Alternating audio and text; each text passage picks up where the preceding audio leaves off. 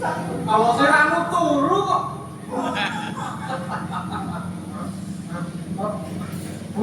Punten dalam set bukan. Ditoto dhisik. Ditoto. Kok saja rada kesengkan lakumu to Kakang Patih. Menika wau kula nglajarke mawon saking Keraton Kediri dumugi Kadipaten Belang. Mesti wae bakal ngaturake sandon mulai gawe. Nggih, kula badhe matur Kanjeng Adipati nggih sesembahan kula. Ayo gawe to, Senopati. Leres aturipun saking Keraton Kediri dugi Blambangan Regana Patih menika mlajar kados sifat kuping pokoke. Mergo bunga anggone bakal ngaturake apa kang dadi jejidane ngono to. Nggih. Bagus. Gawe marem Watak kula. Oh iya. Ya Sarupa dalem Kadipaten Belambangan niku nggih kados ngeten iki. Bagus. Sakwise rada mendhup. Anggonmu ngaso saiki matura. Coba aturno. Nggih. Ya. Kula badhe matur. Menawi utusan panjenengan dalem menika sampun kula estokaken. Iya. Kula sampun saged mlebet wonten ing Keraton Kediri. Iso mlebu ana ing Kraton Kediri. Aduh inggih, watake patih jalebang kok. Lah yo koyo ngono kuwi. Jejeng patih kok bisa ngentasi gawe. Semua sinipun. Kowe yo iso mlebu. Nggih. Saksine Saya bobonge rasane ati. Kakang Patih minat jalebang bisa oleh gawe. oh sampun Matur ingkang tesih ambekan kula niku tesih gerak-gerak. Sampun sampun kaliyan sabda. Inggih sampun matur wonten nasanipun Sang Prabu. Inten. nembe ajeng matur. Mendhaten matur iki. Saksampunipun kula matur utusan panjenengan badhe ngayunaken kesumaning Dewi Candra Janeswari. Menika dereng dipun tampi atur kula. Menika kesumaning ayu Janeswari menika jengkar saking palenggan. Mestine langsung tak ya. Lanjut. Kula matur napa wontenipun kaliyan Sang Prabu. Iya. Menawi kula mboten wangsul wonten ing Belambangan mboten nderekake kesumaning ayu Janeswari kula dipun pidana. Alajeng ingkang mendika patihipun sing nyenil kados lawuh. Patih ing Kediri. Ayo. Niku warni-warni. Kula mboten kok gatekake napa kemawon. Watak kula. Lah iki patake Kakang Patih. Watak kula nek Kediri apa? Bener. Nek aku ora iso mboyong Janeswari, Keraton Kediri kok damel karang apa? Kok. Ayo. Angin putrane kalih. Jempalane kula. Selep dipun ngaluk-aluk kulit keraton. Kados Pasuruan wonten ing alun-alun. Kaya ngono to Senopati. Leres Pasuruan wonten ing alun-alun. Mesti dikubut perwarga bola. Rumput sak Kediri ku. Bisa menang. Boten. Nanging menika Regana Patih menika sekti dipun kubut menika boten takut. Boten sakit. Lho, lah kok Lawan baru saged raosaken sakit. Saking dene Menika boten saged raosaken sakit mergi dipun duduki tiyang kathah. terus kula menika kawon kan. kalah.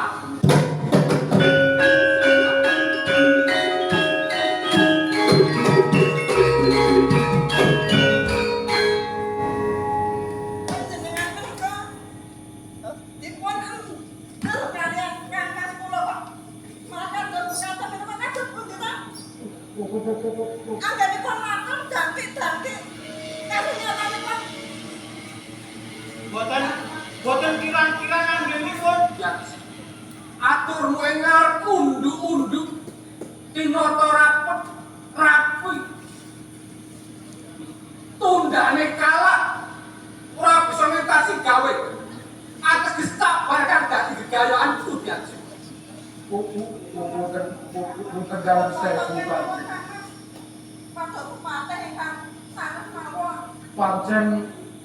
Pancen prajurit pun wonten ing Kediri menika gaben-gaben saestu Kanjeng. Sekti-sekti Kanjeng. Nanging kowe sakmana wis padha kasunungan Jaya Kawijaya. Senajan to kasinungan Jaya Kawijaya ningin tetep boten saged ngumbuli yuda. Kula karo Bandung sak Kanjeng. Ya. Ora ada kontak parang kilgak kakak pandai. Ya, ayo dong dirembuk.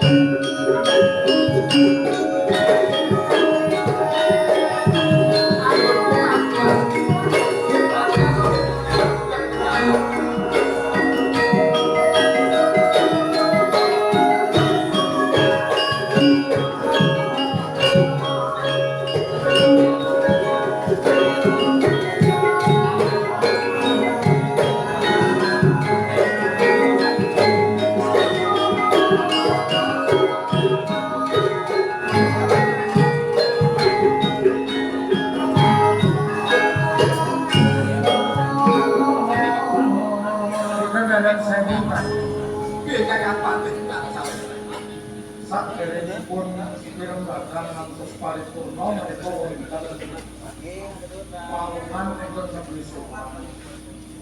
Cukup dan kakak pandai. Niki ngalah mawon kula. Punten dalem sewu kisana. Panjenengan menika sinten lan saking pundi? Papan dina. Kami kula juga akeh saking usul negara. Lalunan paripun kok badhe munjuk atur wonten saking panjenengan Pak kita. Uji menawi ajeng matur kalian sesembahan kula panjenengan Dipati kula aturi. Piye saken kawula. Punten dalem sewu Kanjeng. Yo kakak pandai. Menika lahir saking usul negara. Yo. Badhe munjuk atur wonten nesa sampeyan. Yo cukup tak tahu. Mengkutuk di sana. Ora ateges aku tambuh parang kowe. Bener, kowe kan aranmu. Coba langkah. Piye kasih biarkan. Namun saderengipun kula ngaturaken sugeng pangabekti kula punjuk Kanjeng. Yo. Ndak tompora lewat ujo pangestu wae dadi tampan untuk coba langkah. Sanget ing pamundi kula mugi daya namangke sampun jangan pakan niku Kanjeng. Yo. Ora ndak timbali sliramu ngadep menengar ana piganti apa coba langkah. Lepat Yusuf bila saudara Kanjeng. Tapi lampah kula saking usun gedangan. Jalan kula rumasi besan kula menika wonten ing kala nikah di Paten Blampang. Iya. Menawi wonten kepareng dalem kula badhe derek suwita ngabdi wonten kersa penjajal Kanjeng. Dadi sowanmu kepengin suwita ana ing Kadipaten Blambangan. Injih Kanjeng. Kula rumasi bilih gesang kula munjuk toya menika diwuluh wonten ing Praja Blambangan. Kula awak ing kados pundi lair pareng kalem kula badhe derek suwita. Yo, sakwise wis sopan ana ing Blambangan. Banjur apa kabisanmu kang bisa dak parengake marang kawula ing Blambangan. Piye? Kejawe ros madhep mantep kula kepengin suwita gateng sodal. Iya.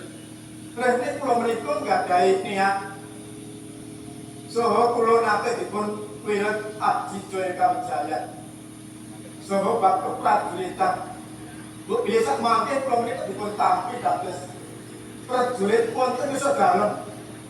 Kula badhe syukur metehi prajurit dalem jadi kasugengan dalem. Biasa mangke prajurit Blambangan kedatangan mengsah saking Pak Montor Negari. Kula badhe ngageti bebasan, kula dados keking pengamun-amun badhe kula lampahi kanjeng. Bagus. Ateges siramus kebak ngelwing kebatinan paribasane wis bisa ngendhih kridane mungsuh kang bakal teka. Inggih menika niat kula. Bagus. Kakang Patih pinak jalekta. Inggih, kula. Suwitane Joko Langkir ditampa apa ora untuk Kakang Patih. Benar menika kanthi panjenengan. Ingkang modho pangusul menika panjenengan. Joko Langkir, Piye kula rene wis tak tampa suwitamu nersake.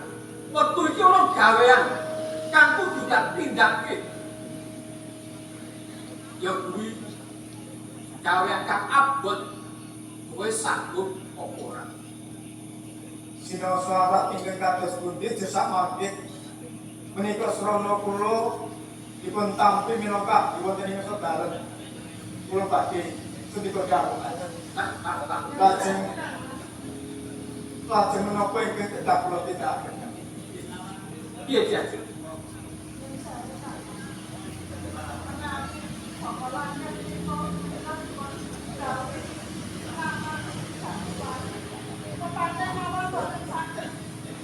Ya mongko dhisik dhisik. Joko Langkir. Nggih kula. Rene aku tuh dina iki anggon tuju meneng adipati. Ana ing Blambangan. Durung kagungan pertimbangan. Mula wektu dina iki Joko Langkir tak dawuhi nyolong putri ing Kediri. Ya kuwi putri Daneswari. Kowe sanggup apa ora? Boten karo sewu Kanjeng.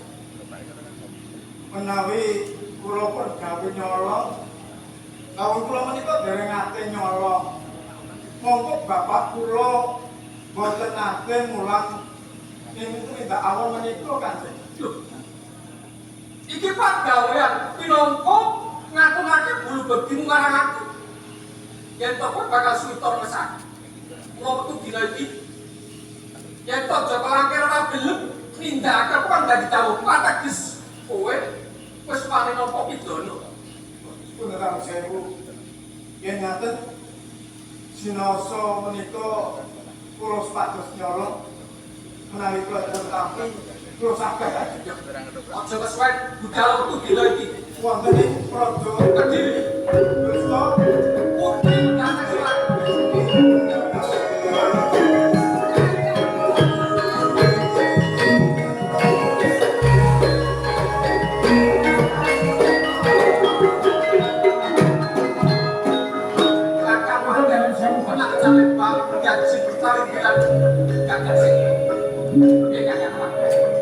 Kenapa rodok manung-manung? Kalian lah. Yang ngono Kakang Patih, nilak dalem bala Senopati Kakang Sektor. Sampun ana perang dadi lakune Joko Langkir. Cedhak dono yen adoh Kakang Romo. Kepiye? Joko Langkir anggone Kakang Patih kulakno. Inggih, sendika dawuh. Ayo